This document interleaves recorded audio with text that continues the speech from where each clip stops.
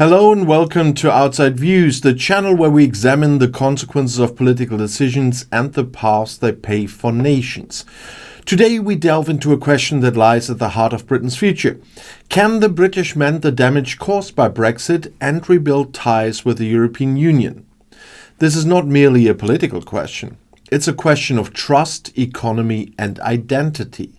It's about whether the wounds of Brexit can be healed, whether bridges burned can be rebuilt, and whether Britain can redefine its place in Europe and the world.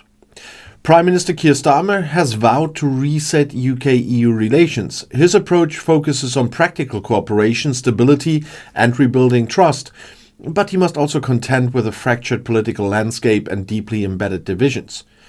To understand this challenge fully, we must explore the history of Brexit, the realities of its consequences, and the potential for a meaningful reset in the years ahead. Brexit was not just a vote to leave a political and economic union. It was a moment that revealed deep divisions within Britain and profound differences between Britain and its European neighbours. The referendum of 2016 was framed around sovereignty, immigration, and national identity. For those advocating leave, the European Union represented overreach, bureaucracy, and a loss of control. For those advocating remain, the EU symbolized opportunity, cooperation, and shared prosperity. And the result, 52% to 48%, was narrow but decisive, setting Britain on a path of profound change. The negotiations that followed were fraught with tensions, mistrust, and political upheaval. The UK's departure from the EU in January 2020 marked the end of an era, but it also marked the beginning of new challenges. The Trade and Cooperation Agreement, or TCA, was meant to provide a framework for the post-Brexit relationship. While it avoided tariffs and quotas, it introduced significant non-tariff barriers, customs checks, and regulatory challenges. And these changes disrupted trade, strained supply chains, and created new hurdles for businesses on both sides of the channel. The economic consequences of Brexit have been profound. Recent research from the London School of Economics revealed that Brexit reduced UK-EU trade by £27 billion in its first 2 years. Smaller businesses in particular have struggled to navigate the complexities of new regulations. Thousands have ceased trading with the EU altogether, unable to bear the costs and delays. British goods exports have fallen by approximately £30 billion since the TCA came into effect. Non-tariff barriers have hit small enterprises hardest, adding bureaucracy and uncertainty to their operations. The result has been a slower economic growth, rising costs, and declining investment. The political consequences have been equally significant. Brexit reshaped the political landscape, fueling divisions within and between political parties. It has strained relations between the UK's constituent nations, with Scotland and Northern Ireland taking divergent views on EU membership. It also has eroded trust between Britain and its European neighbours, making the task of rebuilding ties all the more difficult.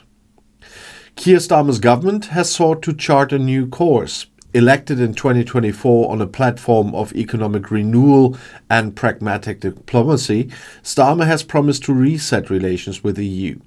His government has ruled out rejoining the EU or holding a second referendum, a decision likely aimed at maintaining the support of Brexit voters. Instead, Starmer has focused on rebuilding trust and fostering cooperations in areas of mutual interest.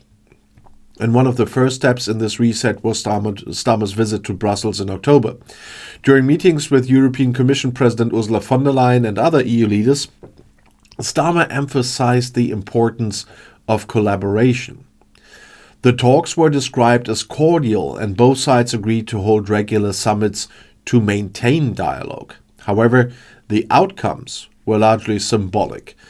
A joint statement highlighted shared priorities like Ukraine and the Middle East, but offered little concrete progress on trade or regulatory issues. The EU remains quite cautious about reopening the TCA, which will not happen. Negotiated over 5 years, the agreement represents a delicate balance of interests. And while the EU has expressed frustration with what it sees as Britain's incomplete implementation of the deal, there is little appetite in Brussels to revisit its terms. Instead, the focus is likely to be on targeted adjustments and incremental improvements. One area where progress could be made is trade and services. Services account for approximately 80% of the UK economy, yet they are not fully covered by the TCA. Negotiating agreements to ease restrictions on services could provide a significant economic boost. But where's the interest of the EU in that one?